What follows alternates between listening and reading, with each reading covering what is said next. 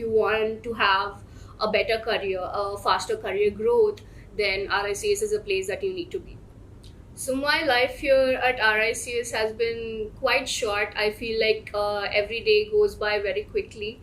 Since we are all running behind assignments, we are also trying to manage our time between our classes, our events. I am also holding position here as executive secretary, hospitality and PR head. So my expertise here has been very versatile.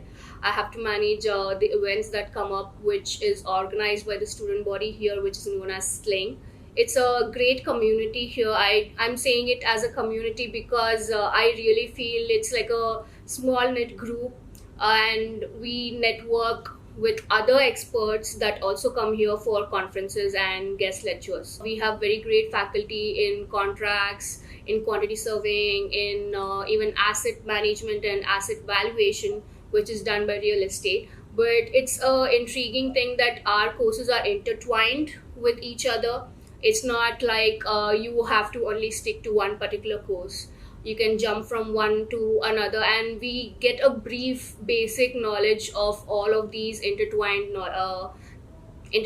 courses. Also, we have very specific and elaborate courses like design economics, project monitoring and controlling for cost. So these are certain specialized and very specific courses that has been incorporated into our curriculum, which expands our horizons by anything. Because when you come as a graduate here from bachelor's, you are a fresh newbie, you do not know much.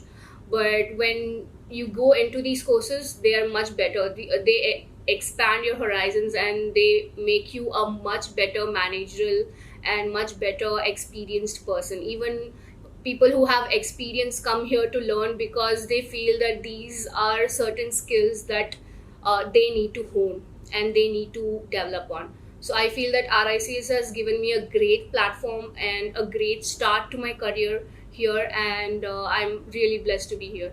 Perfect. If I have to summarize my life here at RICS, I'd say 3 words.